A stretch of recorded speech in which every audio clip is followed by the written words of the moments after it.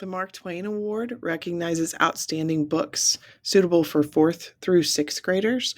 There are 12 nominees this year. If you read at least 4 of these by March, then you get to vote for the winner of the Mark Twain Readers Award.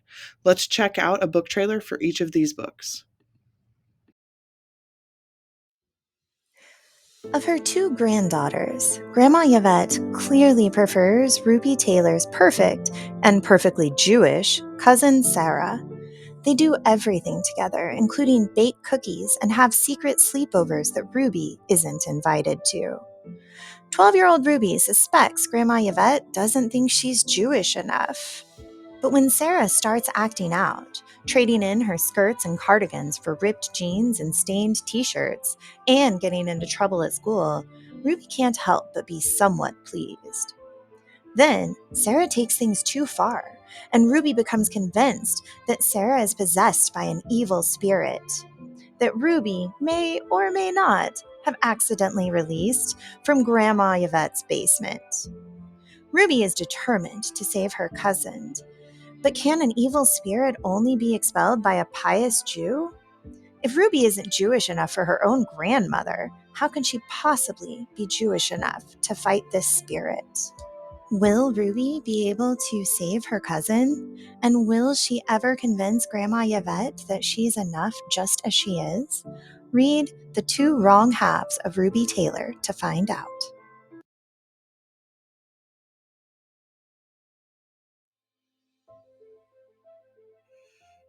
Maizy has never been to Last Chance, Minnesota. Until now. Her mom's plan is just to stay for a couple of weeks until her grandfather gets better.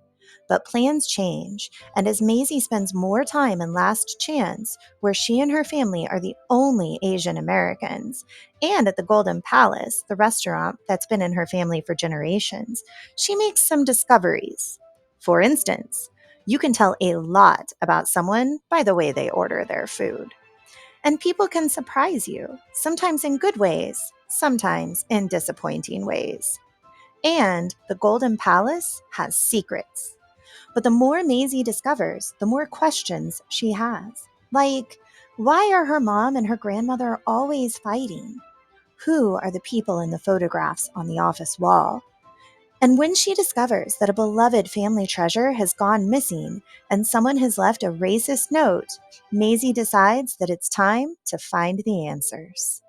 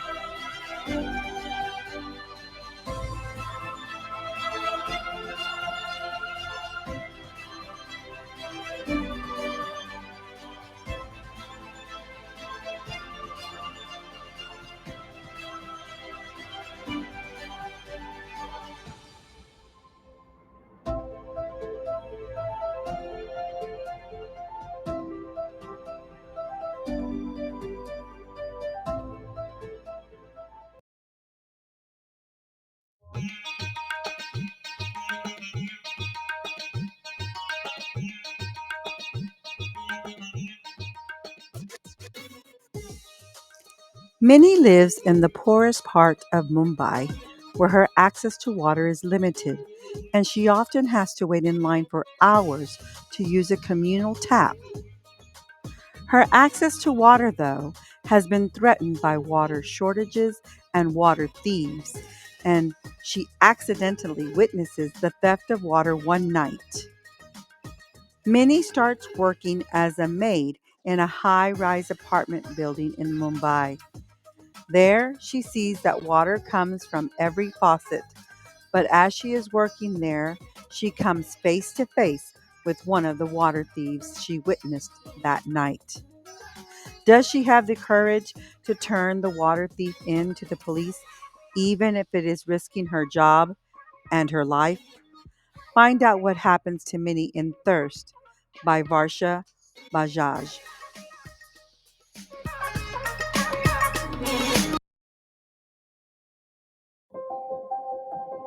Fragile is how people always describe me. I wish they'd see other things like my great taste in music or my heart-shaped sunglasses. My bones break easily. I get why people focus on that, but I'm 1,000 other things too. I'm whole constellations of wonders and weirdness and hope. An honest wish won't go unheard, not for one who seeks the hummingbird.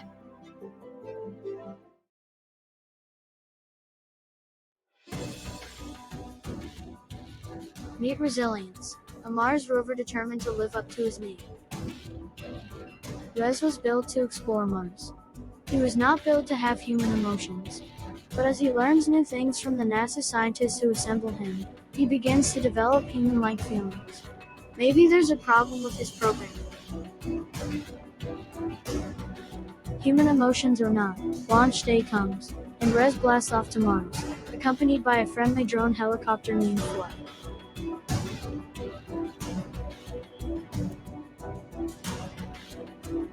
But Res quickly discovers that Mars is a dangerous place filled with dust storms and giant cliffs.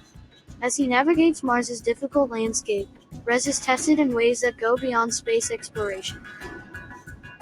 As millions of people back on Earth follow his progress, will Res have the determination, courage, and resilience to succeed and survive?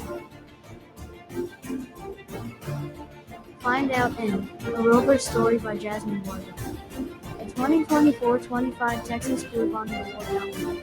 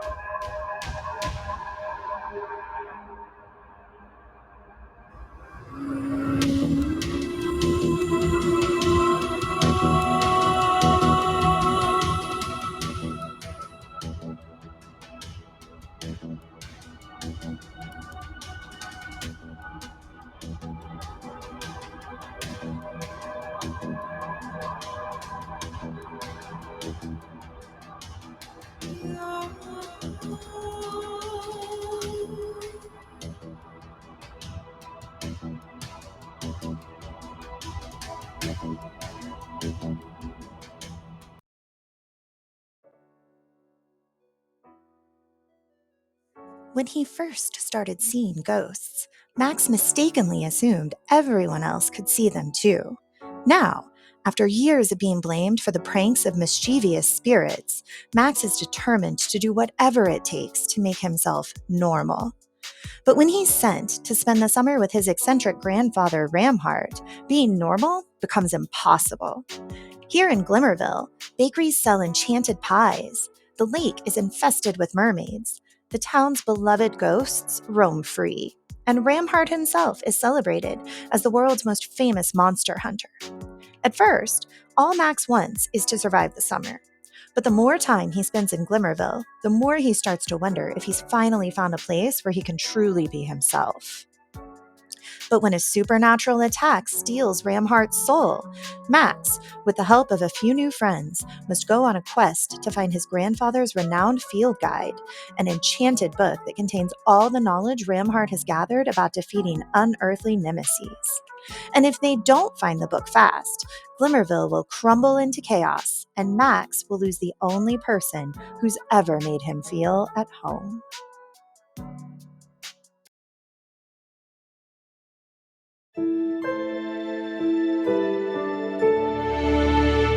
Most detective stories start with a phrase such as, "It was a dark and stormy night." Or, "The second she walked in the door, I knew she was trouble." But this story, I dare say, is not most detective stories. Be careful looking at the Egypt's fire. The boys downstairs say it's cursed. You mean you stole it, just like you stole the ruby? He did? Inspector, you have to believe me. I didn't steal the ruby. No, I'm afraid there is only one man who could pull off a heist of this magnitude. The Mauve Moth. Your Honor, sending this lad to the Jersey Home for Boys would be a terrible mistake. If you take a boy with his intelligence and lock him away with boys who've chosen a path of destruction, it's like giving a duck lighter fluid and a map of southern France. It doesn't make sense and will only result in chaos. Are you suggesting I should simply let him go free? Well, of course not. He is the main suspect in an attempted billion-dollar ruby heist. Letting him back on the streets would be like giving a goose a driver's license and then asking him to drive the duck to southern France. Then it's settled.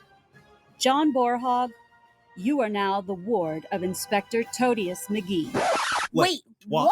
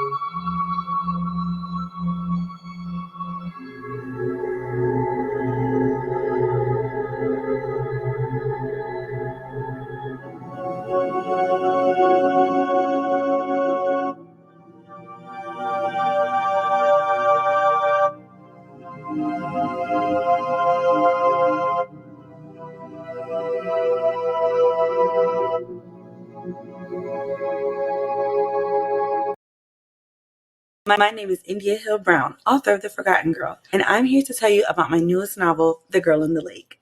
The Girl in the Lake follows Celeste. She and her brother Owen are visiting their grandparents at their lake house along with her cousins. She's convinced that her parents set this up so she can learn how to swim from her grandfather, who is a former lifeguard. But strange things start happening at this lake house. She looks in the mirror. It's more like a twisted and sneakier version of herself looking back at her. What does this girl in the mirror want? Like Celeste, my first experience with a swimming instructor was not great. I also researched the segregation of swimming pools and how that affects Black swimmers even still to this day. The Girl in the Lake is both informative and very, very spooky. I hope you enjoy. For Corey and his friends, 8th grade is the last chance for them to perform together as a dance crew. But the crew has stopped having fun, and Corey's grades are slipping. His parents ask his totally not cool classmate Sana to tutor him. But when he sees Sana practicing yo-yo, Corey is pulled deep into the world of competitive yo-yo. Will he have to give up his old passion and old friends in the process? Find out in Freestyle.